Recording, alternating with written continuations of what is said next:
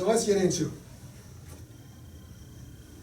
Although as a nation we are only celebrating the third observance of the newest national holiday, officially designated as Juneteenth, National Independence Day. But we are actually celebrating the 159th observance of Juneteenth in the African American community. Juneteenth observance began when more than 250,000 African Americans were set free in Galveston, Texas in 1865.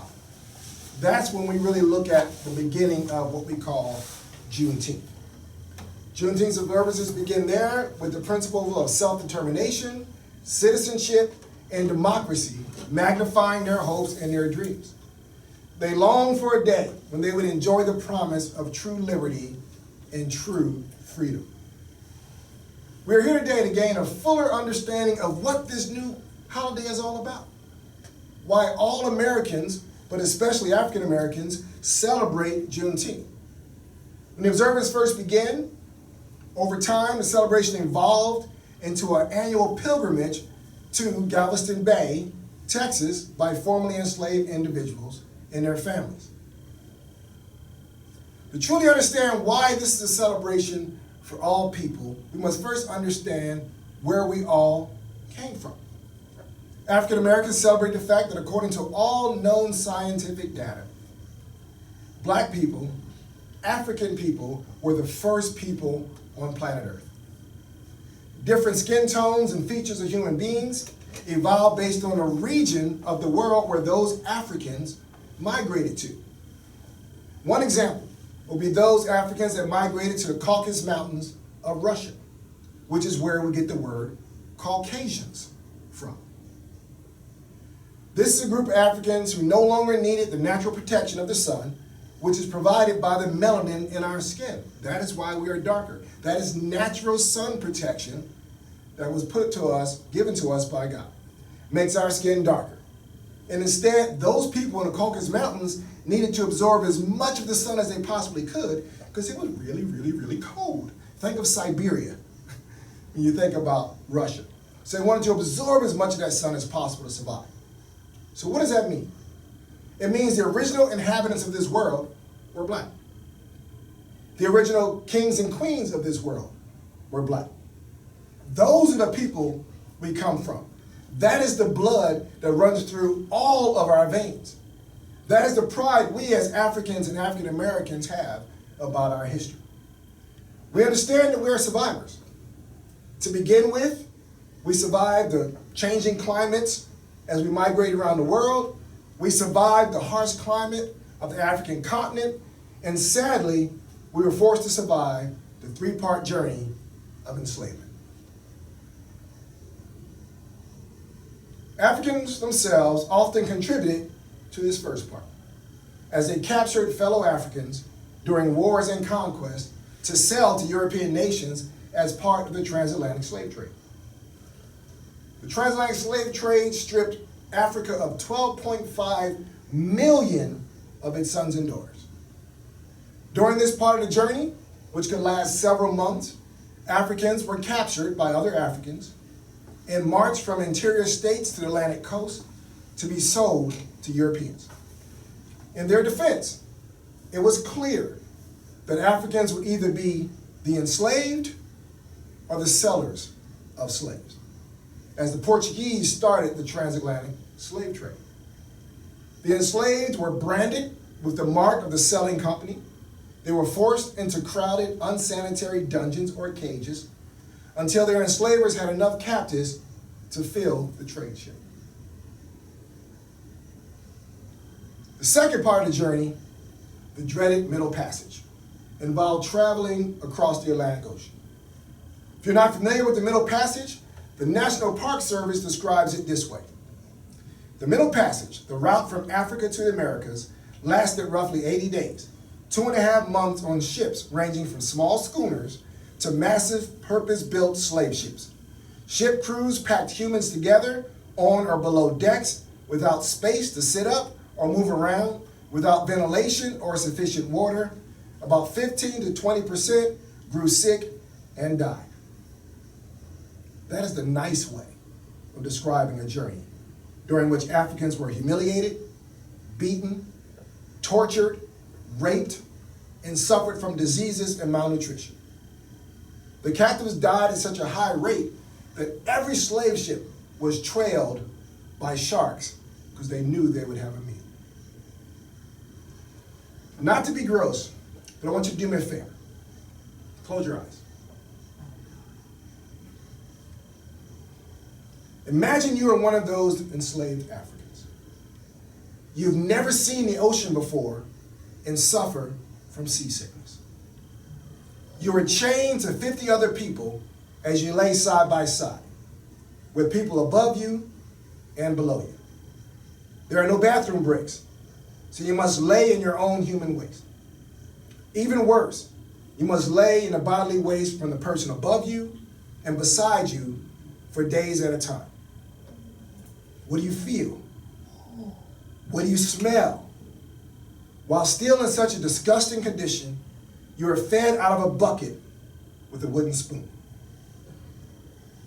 Every once in a while, they bring you up on deck and splash you with buckets of cold seawater to partially clean you, and then make you dance to maintain your muscle tone so that when you are placed on the auction block, you are sellable. If you are a woman, a young girl, or perhaps a young boy, you may gain the personal attention of the male crew for other terrible reasons. Okay, open your eyes. You just survived the second part of your terrible journey.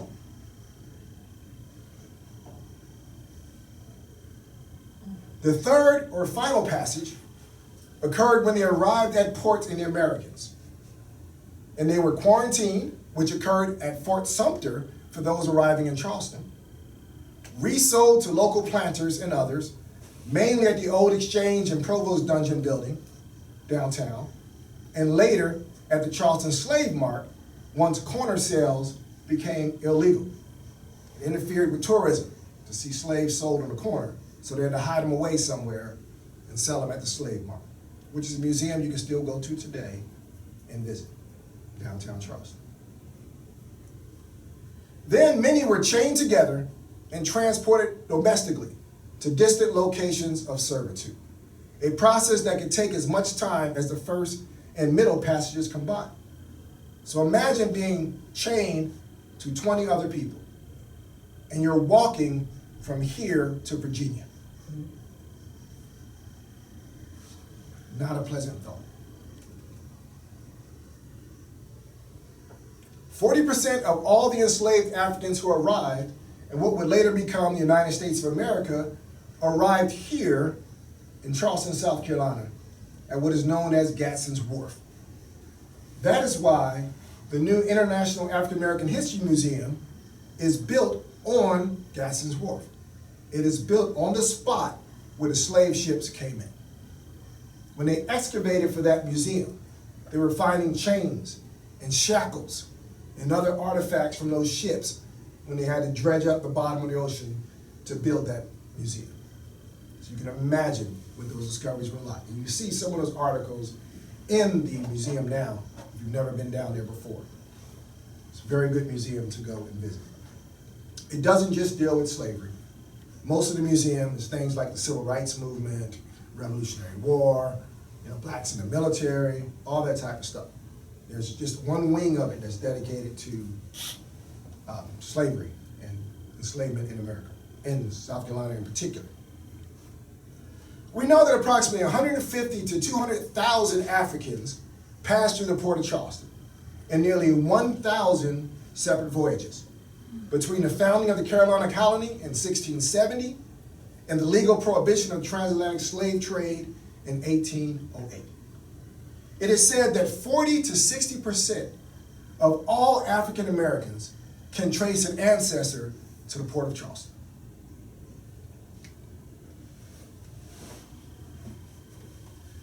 We are in the heart of it.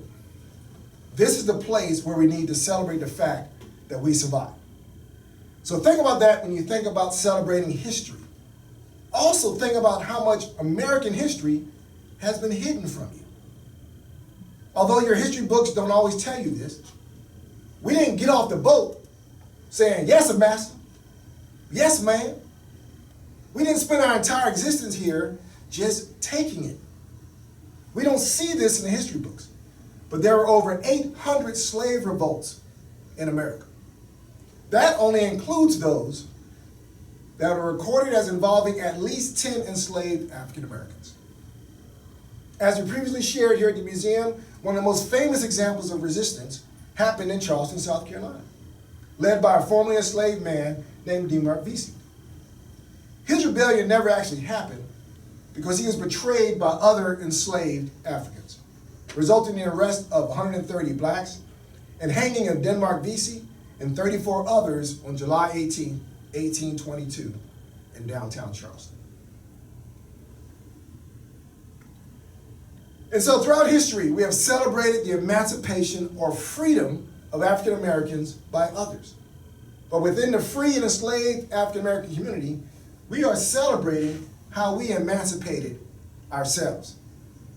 We're not sitting around waiting for somebody else to do it. To stay on task today, I do not have time to go into the role of U.S. colored troops in ending legal slavery during the Civil War. That is one of the lectures you can watch on the website. Or the Underground Railroad and Harriet Tubman. But know that from the beginning, African Americans were not sitting around waiting for somebody else to give them freedom. So let's get to what you came here for today. What are we celebrating? What is Juneteenth all about? Why do we celebrate it? Why do we call it by its many names? Juneteenth, Emancipation Day, Freedom Day, and now we have the Juneteenth National Independence Day, the law that was signed by President Biden, recognizing it as a national holiday. The true essence of Juneteenth is the fact that slavery did not end with the Emancipation Proclamation on January 1st, 1863. And slavery did not end with the Confederate surrenders in April of 1865 at Appomattox Courthouse, Virginia, and later in June 1865 at Bennett Place in North Carolina. Slavery did not truly end until the last enslaved person gained their freedom. In the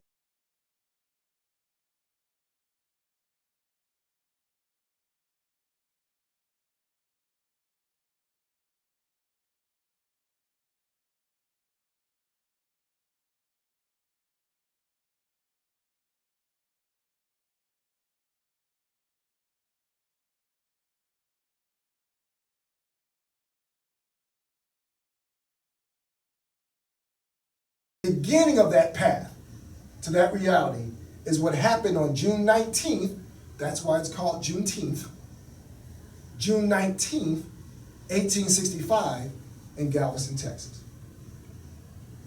On that date, Union General Gordon Granger led some 2,000 Union troops, many of whom were black Union troops, into Galveston Bay, Texas, where they announced that the more than 250 enslaved people in the state were free by executive decree. General Granger read the following proclamation to the enslaved and their enslavers. The people of Texas are informed that according with a proclamation from the executive of the United States, all slaves are free. This involves an absolute equality of personal rights and rights of property between former masters and slaves. And a connection heretofore exists between them becomes that between employer and hired labor. You've been a slave for 80 years. Now, how do you make that mind shift? How do you go from one day saying, yes, I'm master, to the next day saying, yo, where's my paycheck? How do you do that? That didn't happen overnight. And the ideal that all formerly enslaved just ran off to the north to freedom is not true. That did not happen. The vast majority of them stayed in the South. Why do you think there are so many more black people in the South than there are in the North today? They are descendants of the enslaved, most of them. But why didn't they just leave? It's very simple. What's in the North? I don't know. Is there a job there for me? I don't know. How do I get there? I don't know. So it wasn't that simple for them. They can't just jump on the train and go north. So most of them remained in the South and tried to make the most of it. Supporting their transition to freedom was the Freedmen's Bureau, who provided poor white and black people with food, clothing, medical care, and legal representation. They promoted education, helped legalize marriages, and assisted African American soldiers and sailors in securing back pay, enlistment bonuses, and pensions. Unfortunately, many were still taken advantage of. As an example, many people teach the idea of the sharecropper system as a positive development following emancipation. But others correctly call it slavery by another name. Even a history book refers to it as economic slavery. Yes, you can stay in this house. Yes, it is your plot of land. Yes, you farm this land and all you have to do is share a portion of the crops with me and we're good. You have any seeds? No, sir. All right, here you go. Bag of seeds for $50. You got a plow? No, sir. Oh, here's a plow for $100. You got a mule? No, sir. Oh, here's a mule for $200. Now you're $350 in the hole. You plant your crops. You harvest them. You take that $500 worth of crops in town to get your money. And the white man at the scale says, good job, boy. You done produced $200 worth of crops. In your mind, you know, no, I produced $500 worth of crops. But what happens if you say to that man, no, you're wrong? You die. So you take that $200, you owe the landowner $350. Give him that $200. So I guess I'll make up the rest of it next year.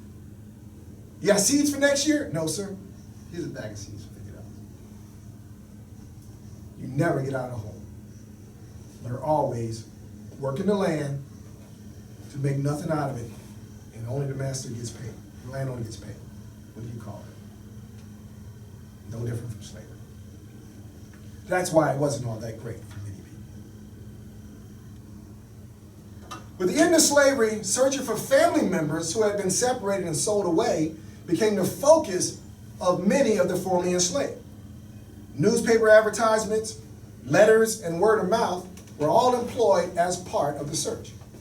For many African Americans today, the coming of summer heralds cookouts, line dancing, and brightly colored t-shirts iconic of black family reunions.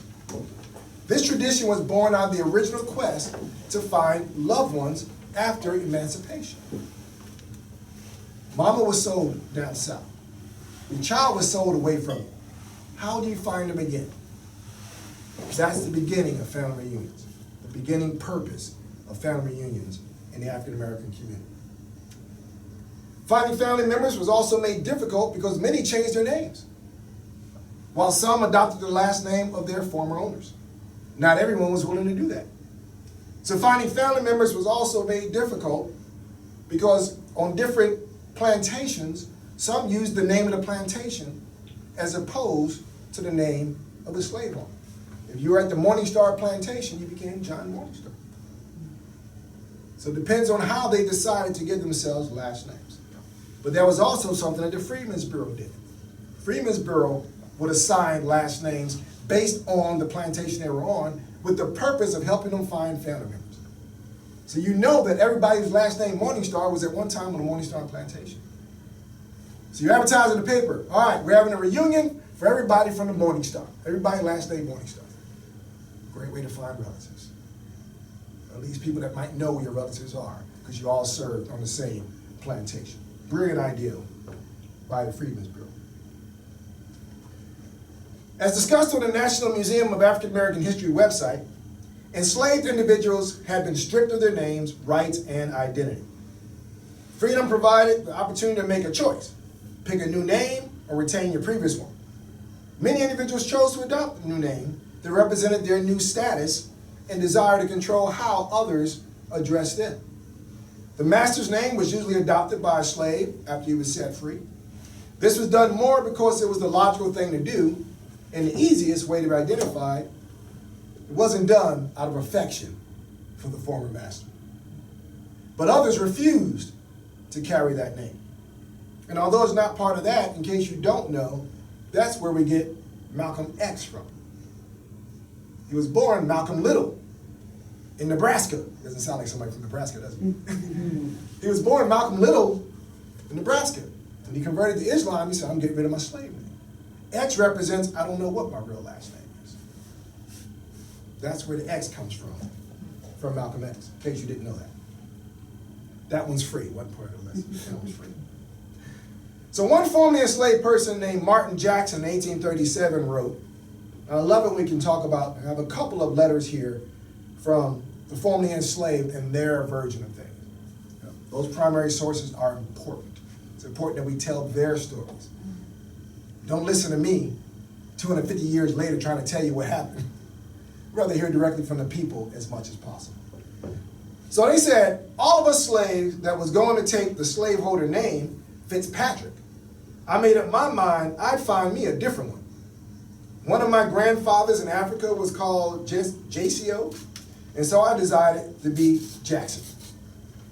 Another example, in 1937, a woman named Lucy Baldwin Thomas, she wrote, I was birthed right here on the old Baldwin place. Me and Anthony Thomas went to Marshall and married in 1869.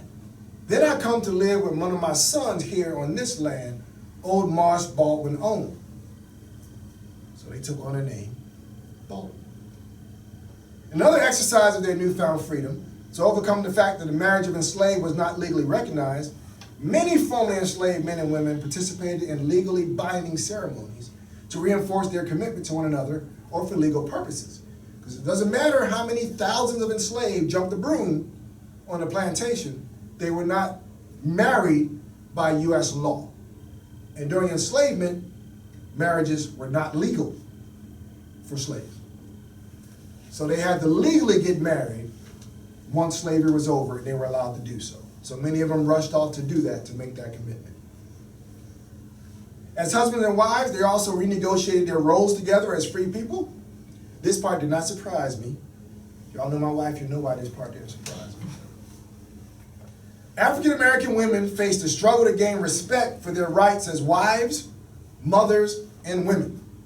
Among other things, they were denied the right to vote, subjected to harassment and physical abuse. Defining and defending their place within American society remained a challenge throughout the years after the end of slavery. It was hard enough being a former slave, hard enough being black, extra hard during that time being a black woman.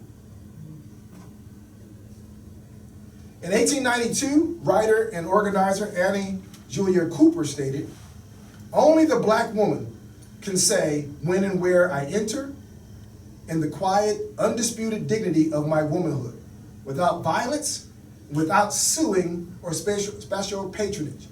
Then and there, the whole Negro race enters with me.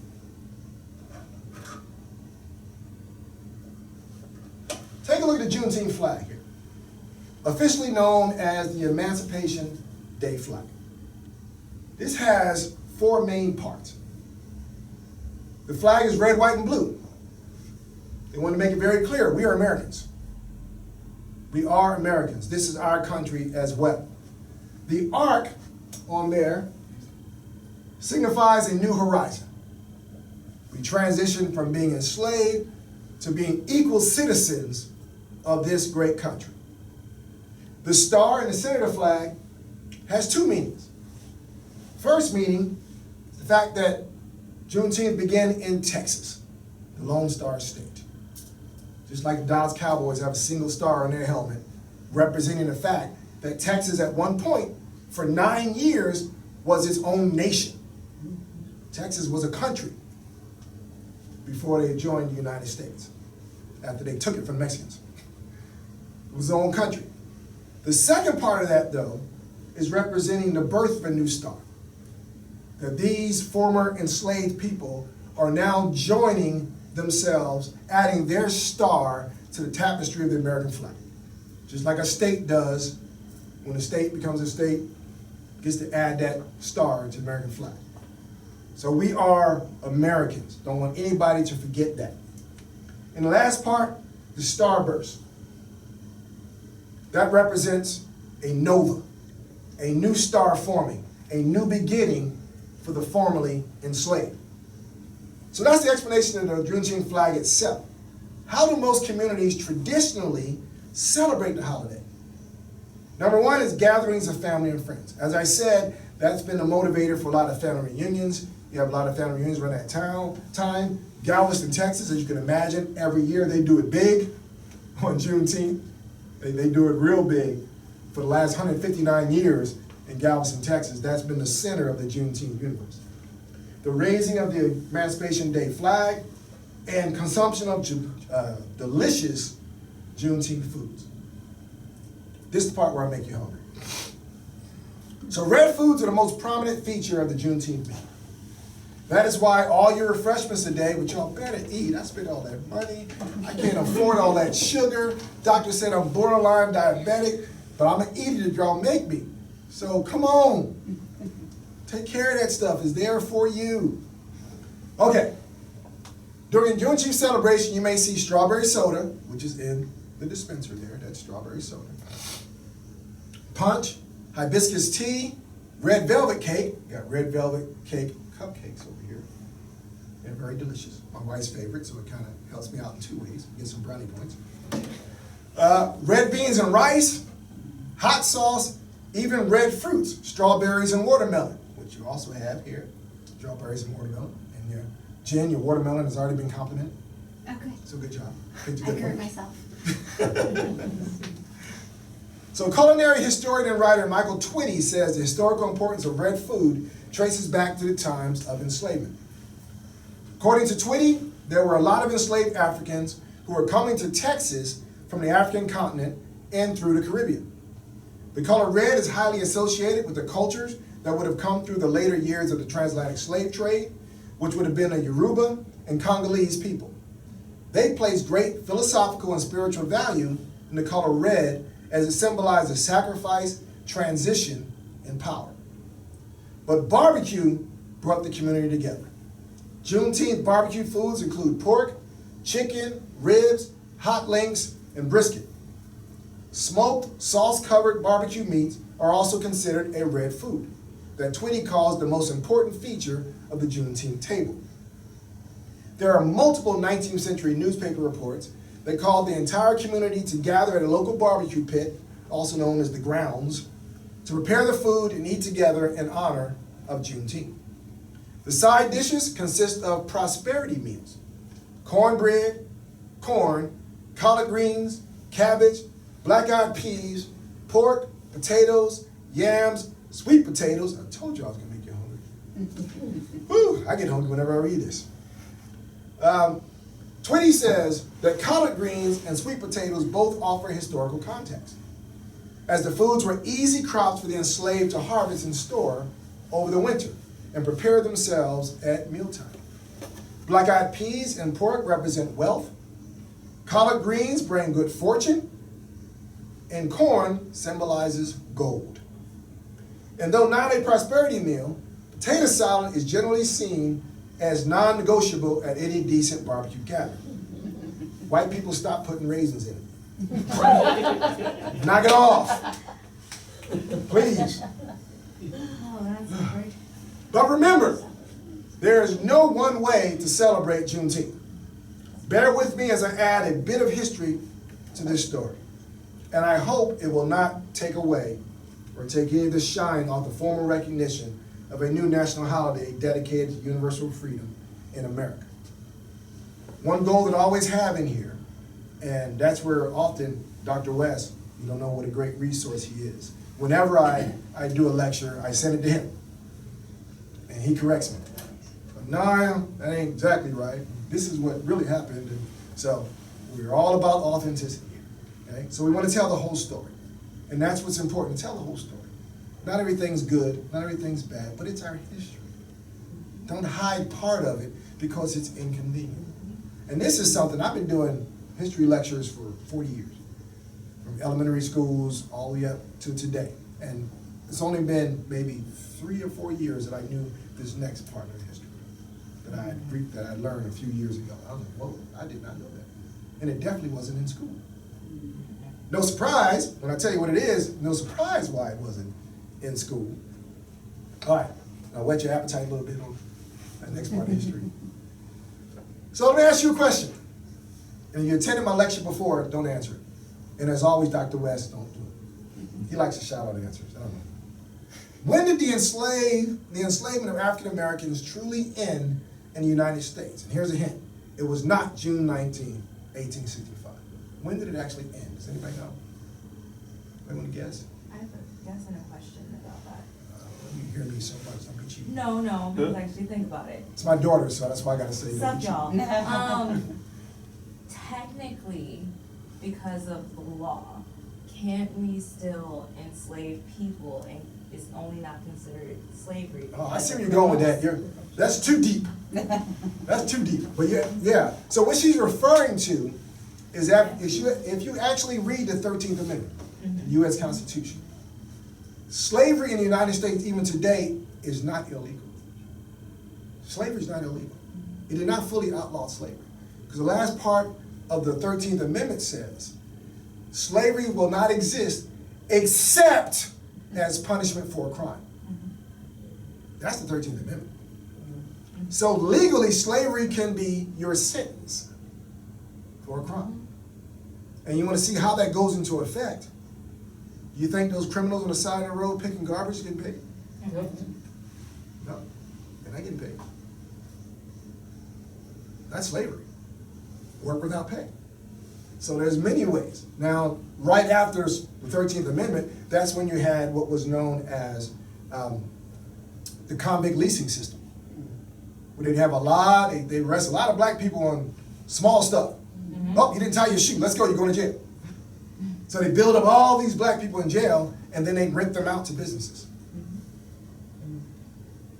So those black people didn't make any money, but the jail got paid by this construction company who needed labor, and this farm that needed labor. They would rent them out and make money off of them. So that jaywalking charge that should have been 30 days, you end up the next 5 years in jail as a source of labor. That was a convict lease system. So no, that's not the answer, but that was a great springboard for another discussion. Anybody want to guess? I don't blame you for not guessing. Like I said, I just learned this a few years ago myself. All right, so do not despair. We can still celebrate Juneteenth as the end of slavery in the former Confederate states. Kind of gives you a hint where I'm going. All right. But it was Union slave states. That's why you don't hear about it in history books. It was Union slave states that held on to the slaves the longest of any of the actual states. So they were nicknamed the border states. During the Civil War, there were states that did not leave to join the Confederacy, but they were slave states. So these are slave states that stayed part of the Union during the Civil War. And if you think back to the Emancipation Proclamation specifically says that any state that is in rebellion against the United States, as of January 1st, 1863, all your slaves are free. Any state in rebellion against the United States. The border states were not in rebellion against the United States. So it did not impact their slaves. And that was written on purpose. Because one of the most important slave states at that time was Maryland. Virginia was the capital of the Confederacy. Maryland stayed in the Union. What's in between the two of them? Come on, geography student. Washington, D.C. So the White House. Washington, D.C. was created by taking a piece of Virginia and a piece of Maryland and creating the District of Columbia. So with Virginia being the head of the Confederacy, if you piss off Maryland and they join the Confederacy, now Lincoln is sitting in the Confederacy. So he wisely did not piss off the border states. Now, we're not bothering your slaves. You're good. You're good. This only affects the South. Okay? So they held on to their slaves. But even after the Civil War ended, and all of those folks were set free from the South, the border states still held on to their slaves. Because there was still no law ending slavery. 13th Amendment hadn't happened yet. They weren't going to release them out of principle. No, they're making me money. So they held on to them. So the final chapters of United States slavery took place in Delaware and lastly in Kentucky. Remember, I specified the Emancipation Proclamation only applied to states and parts of states that were still in rebellion against the Union. That would not have affected the 5 Union slave states. They were Delaware, Maryland, Kentucky, and Missouri, and after 1863, the new state of West Virginia. That's a little history too, in case you don't know. West Virginia became West Virginia because during the Civil War, Virginia joined the Confederacy. Those in the western part of Virginia said, no, we don't want to go to the Confederacy. So they applied to become their own state. And of course, Lincoln like, hell yeah, cool. So they created a new state, West Virginia, so they wouldn't have to join the Confederacy. There we go. That's how you get West Virginia. All right. In June of 1865, slavery was dying, but thousands remained in bondage until after Kentucky and Delaware were forced to free their enslaved laborers with the passage of the 13th Amendment to the U.S. Constitution on December 18, 1865. The enslaved men, women, and children of Kentucky were the last enslaved by a state in the United States to finally taste freedom over 6 months after June 19, which would be Juneteenth. Now I'm going to close with a little piece of history that most Americans do not know, although y'all didn't know the last part probably, because I didn't. And once again, this is not taught in any schools. As I just revealed, Kentucky and Delaware held on to their enslaved African Americans until the 13th Amendment was ratified in December of 1865. Sadly, this is still not the end of enslavement of African Americans within the borders of the United States. How is that possible? Anybody want to guess how that's possible? I don't blame you for not guessing. But you might be surprised. Simple. Not everyone in the United States fell under the jurisdiction of the U.S. Constitution. The American Indian did not fall under Congress, but were owners of thousands of enslaved Africans. In 1861, there were between 8,000 and 10,000 black people enslaved in Indian Territory, which is now Oklahoma. The Cherokee, Chickasaw, Choctaw, Creek, and Seminole nations, also known as the 5 civilized tribes, owned black slaves. The Cherokee were the largest slaveholders with 4,600 enslaved in 1860. Some Cherokee relied on their slaves as translators and interpreters to connect with the white society. In 1863, the Cherokee National Council passed a law freeing all enslaved people, but many slaveholders ignored it, kind of like the Emancipation Proclamation, which all of the South ignored. It was not until the federal, I get ahead of myself. When you think about the Trail of Tears, remember that from school, right? We've all seen this image of the Trail of Tears. But how many of you ever remember, did your teacher point out all the black faces in this image?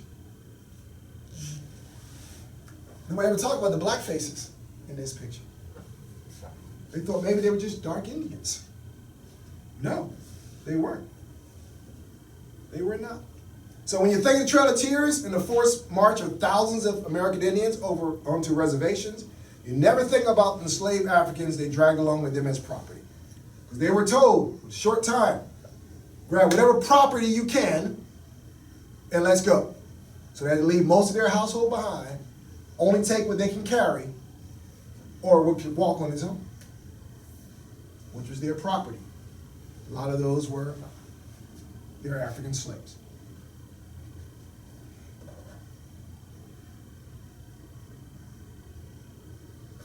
All right, how do we end up with a national holiday? Perhaps no two people pushed the idea more than activist and founder of the National Juneteenth Observance Foundation, the Reverend Dr. Ronald V. Myers, Sr. who traveled to Washington, D.C. for more than 20 years, lobbying lawmakers, but he passed away in 2018 before seeing the fruits of his labor.